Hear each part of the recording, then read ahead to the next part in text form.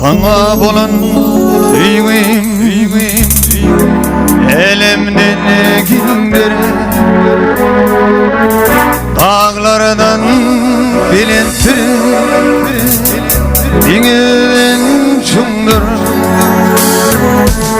eğer tel yılgarsam ölüm orun sen yüreğime ağlayanım sen eğer tel yılgarsam ölüm orun sen yüreğime ağlayanım sen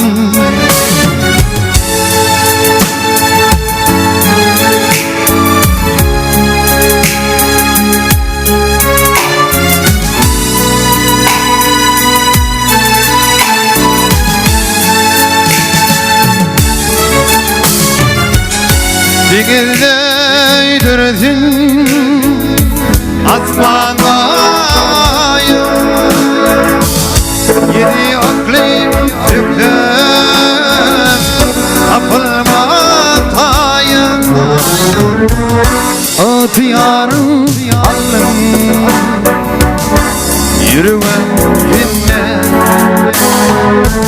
umma kavarız halmin yüreğim dinle o diyarım alım yüreğim dinle umma kavarız halmin yüreğim dinle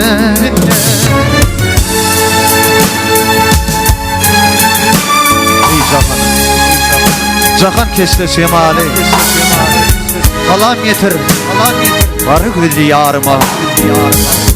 Yar mehrinden Halfım kapar kemali Ey mecnun Kendi Zülfü tarına Altı yanım alım Yüreğim dinle Umma kıvırız halmin yüreğim dinle o diyarım alım yüreğim dinle umma kıvırız halmin yüreğim dinle umma kıvırız halmin yüreğim dinle